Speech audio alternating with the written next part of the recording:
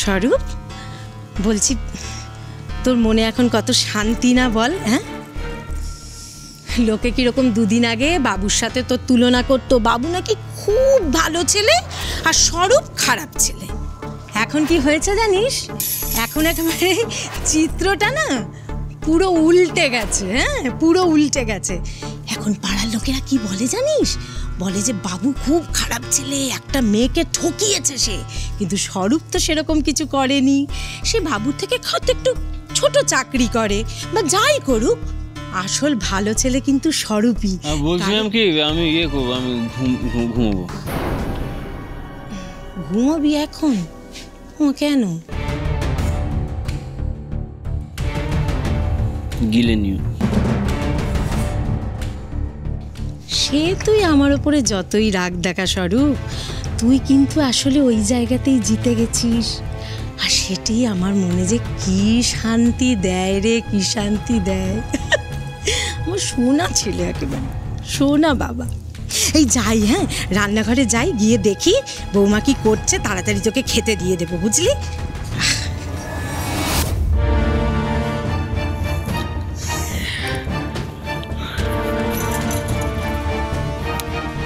টাকা জোগাড় করতে হবে কালকের মধ্যে, যে করে হোক 10,000 টাকা জোগাড় করতে হবে। তা আমরা বাড়িতে এসে ঝামেলা করবে। টাকা কোত্থেকে জোগাড় করবো? কাকে বলবো টাকার কথা? জ্যাঠাই? না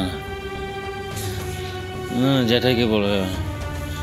জ্যাঠাইকে বলে আবার 2-4টে কথা শুনিয়ে দেবে বাড়িতে সবার সামনে, বেইজ্জত হয়ে যাবো। 10,000 টাকা কোত্থেকে জোগাড় করবো? 10,000। স্বরূপ, বাবু আজকে বাড়িতে নেই জানিস তুই? সে নাকি সারা রাত বাড়ির বাইরে থেকে কি কাজ করবে, মাঝরাত্রিরে সে ফিরতেও পারে আবার নাও ফিরতে পারে, কথা সে বলে গেছে।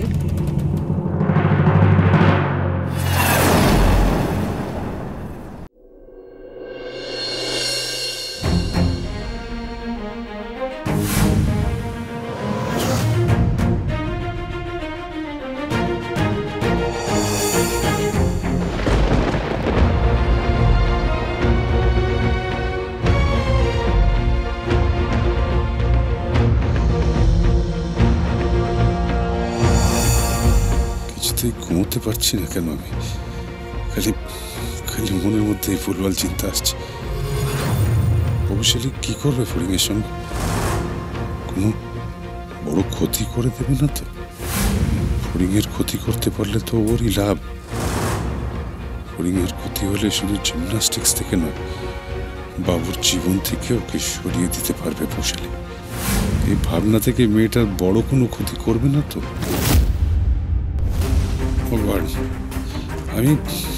আমি কেন ভাবছি এটা নিয়ে? কেন পারছি না ভাবনাটা মাথা থেকে সরাতে, কিছুতেই পারছি না। অস্থির লাগছে। খালি মনে হচ্ছে বৈশালী ফড়িংয়ের অনেক অনেক বড় ক্ষতি করে দেবে। এটা ভেবে আমার এরকম কষ্ট হচ্ছে কেন? আমি তোমাকে প্রেগনেন্ট করে দিয়েছি, এটাই বলবে সকলকে তুমি? কোথা থেকে কে তোমাকে প্রেগনেন্ট করেছে সেটা আজকে সবাই দেখবে। এইখান থেকে এই মেয়েটিকে বার করে দেওয়া হোক, নষ্ট চরিত্রহীন একটা মেয়ে। আসলে একটাই তো মেয়ে আমার, তাই কথায় কথায় খুব দুশ্চিন্তা হয় ওকে নিয়ে। বাপ মরা মেয়েটা ছোটবেলা থেকে তো কম কষ্ট সহ্য করেনি। ফড়িংকে এখান থেকে সুন্দরভাবে সরিয়ে দাও, খেলাতে হারিয়ে দাও, কিন্তু ফড়িংয়ের কোনো শারীরিক ক্ষতি না করে।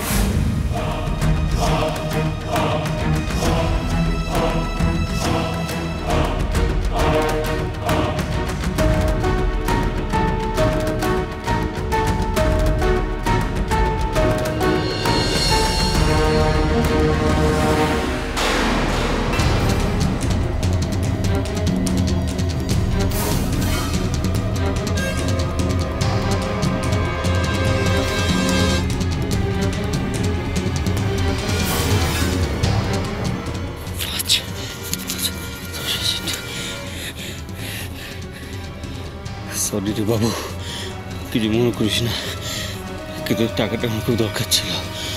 টাকাটা না পেলে ওই লোকটা কালকে বাড়িতে আসবে, বাড়িতে চিৎকার চেঁচামেচি সব সময় বেজ্জত হয়ে যাবে। জীবনে তো সব ক্ষেত্রে তোর কাছে হেরেছি, এবারও না হারলাম।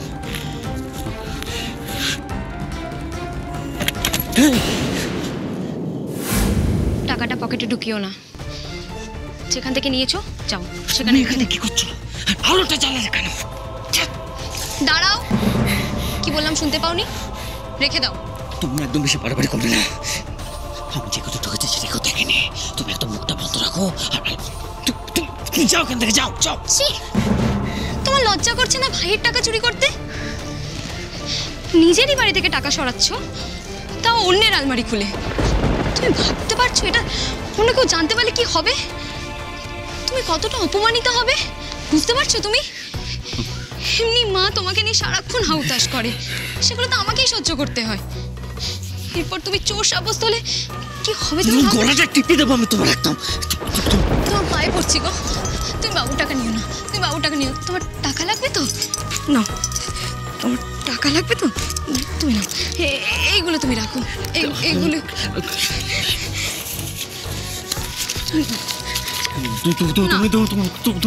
তুমি এইগুলো না, তুমি এইগুলো না। বাবুর টাকা তুমি নিও না গো, বাবুর টাকা তুমি নিও না। তোমাকে চোর বললে আমি কি করে মেনে নেবো বলো? আমার বর কি কেউ চোর বলবে? এটা আমি মানতে পারবো না, পারবো না। তুমি এটা নাও, দাও টাকাগুলো আমায় দাও, দাও। আমি এটা জায়গা মতো রেখে দিচ্ছি।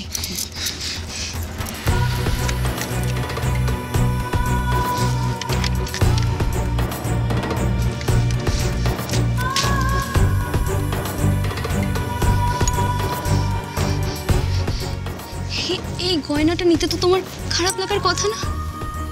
এইটা তো তোমার বউয়েরই গয়না। আমার যা তা সবই তো তোমার গো। এটা নাও তুমি, তুমি এটাকে বিক্রি করো, বন্ধক দাও, যা খুশি করো। তুমি তোমার কাজটা মেটাও, বাবুর টাকা নিও না। কিন্তু মাকে কি বোঝাবো? মাকে কি বোঝাবো? হ্যাঁ, মাকে বলবো এই গয়নাগুলো আমি পালিশ করতে দিয়েছি, তুমি এটা বন্ধক দাও, তোমার কাজটা মেটাও। তারপর সময় মতো তুমি আস্তে আস্তে টাকা জমিয়ে আবার নয় ছাড়িয়ে আনবে এগুলোকে। Please please. তোমাকে চোর বললে আমি কি করে মেনে নেব বলো? আমার বর কি কেউ চোর বলবে? এটা আমি মানতে পারবো না।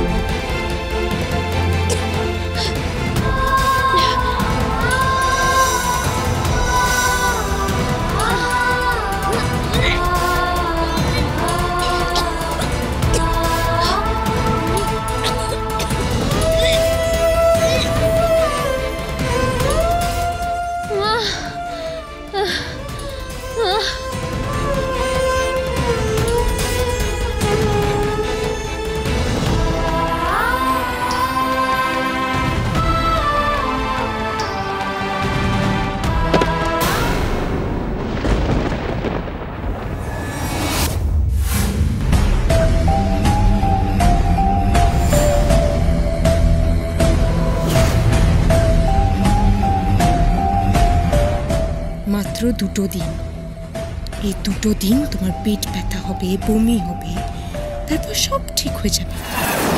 তুমি মরবে না ফরু, একদম সুস্থ হয়ে যাবে। শুধু কাল সকালে তুমি জিমনাস্টিকটা করতে পারবে না।